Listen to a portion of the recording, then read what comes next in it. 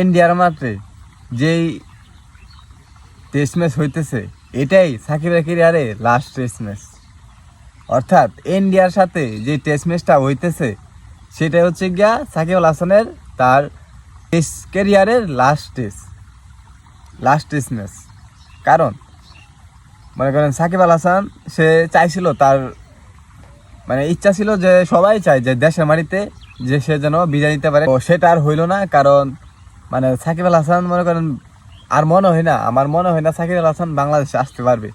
কারণ যেই মানে বক্তব্য শুনতেছি, যেই কথাবার্তা শুনতেছি, মানে মনে হয় না মানে যেই বিসিবির পরিবারতন্ত্র আছে, মানে আমি একদম শিওর বিসিবির পরিবারতন্ত্র কখনো দিবেই না সাকিব আল হাসানকে আসতে। এটা আমি 100% শিওর। কারণ মনে করেন সাকিব আল হাসানকে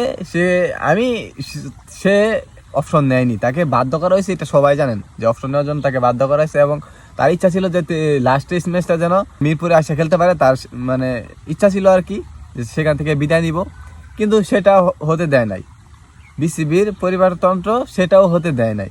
গতকালকার রাতে আসিফ মাহমুদের একটা ইন্টারভিউতে দেখলাম যে আসিফ মাহমুদকে প্রশ্ন করা হয় যে সাকিব আল হাসানের নিরাপত্তা নিয়ে। তখন আসিফ মাহমুদ বলেন যে মানে ক্রিকেটার হিসাবে, মানে ক্রিকেটারকে যতটুকু নিরাপত্তা দেওয়া হয় সে ততটুকু দিবে। মানে রাজনীতি পর্যায়ে বা মানে সাকিব আল হাসানের হচ্ছে গিয়ে দুইটা বলছে, একটা হচ্ছে গিয়া রাজনীতি আর একটা হচ্ছে গিয়া ক্রিকেটার। মানে তার কথা হচ্ছে গিয়া ক্রিকেটার হিসাবে তাকে যতটুকু নিরাপত্তা দরকার সে দিবে, কিন্তু রাজনীতি সাকিবকে কোনো নিরাপত্তা সে দিতে পারবে না।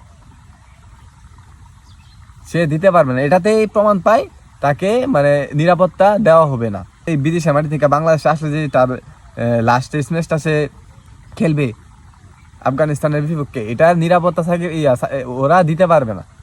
এতে বোঝা যায় সাকিব আল হাসানের যে ইন্ডিয়ার সাথে যে টেস্ট ম্যাচটা হইতেছে এটাই তার ক্যারিয়ারের লাস্ট টেস্ট ম্যাচ। এটাই, এখানেই সাকিব সমাপ্ত। সাকিব নামক যে নক্ষত্র, যে নবাব সাকিব আল হাসান, তার ক্যারিয়ার এখানেই শেষ। সে তার বিদেশের মাটিতে তার টেস্ট ম্যাচ থেকে বিদায় নিতে হইতেছে। মানুষ কি বলবো, সে দেশের জন্য এত কিছু করছে, আজকে তার একটা ভুলের জন্য তাকে মানে এতটুকু ইয়ে করতেছে, তার যে সম্মান, তাকে যে প্রাপ্য সম্মান, তাকে সম্মানটুকু দেওয়া হইতেছে না। কারণ যে পরিবারতন্ত্র, বিসিবির যে পরিবার আছে, তারা তো সাকিব আল হাসানের মানে তারাই চাইছই সাকিব আল হাসানকে বাদ দিয়ে করছে, তারা প্রশ্ন নেওয়ার জন্য তারাই চাইছে। দেখেন না কি একটা অবস্থা। কারণ একটা মনে করেন বিসিবি তো হয়ে গেছে কারণ পরিবার, আমি যে বারবার বলতেছি পরিবারতন্ত্র, এটার মানে হচ্ছে গিয়া তারা পরিবার হয়ে গেছে গা।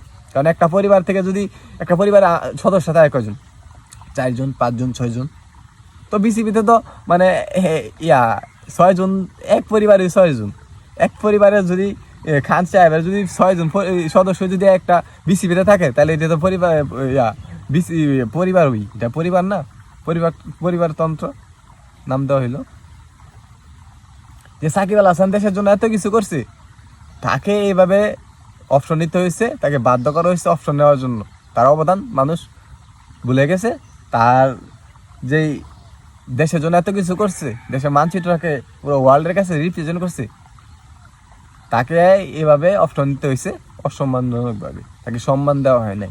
সে এত কিছু করছে, তারপরে তাকে এইভাবে তাকে বাধ্য করা হয়েছে, তাকে ষড়যন্ত্র করা হয়েছে।